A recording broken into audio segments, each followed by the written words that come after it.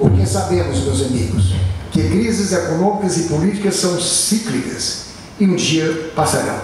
Porém, estamos diante de uma crise muito maior, cujos efeitos podem ser devastadores.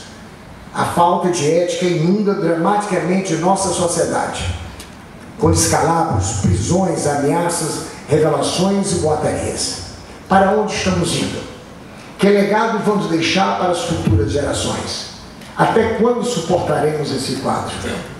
Nossas instituições estão ameaçadas, e isso traz prejuízos imensuráveis a todos os empresários, trabalhadores, ricos, pobres, funcionários públicos, profissionais liberais. Não podemos seguir normalmente, alheios a esta realidade que corre por Brasília e contamina o resto do Brasil. Temos que nos posicionar e exigir respeito à coisa pública, respeito ao povo brasileiro.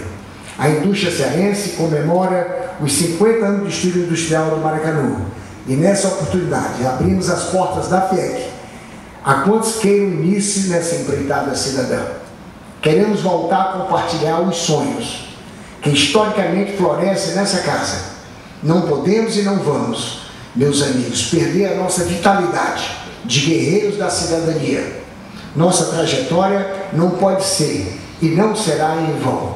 O Brasil há de voltar ao seu caminho, e isso depende de nós. Nossas biografias não nos perdoarão se formos omissos. Um abraço a todos, boa noite.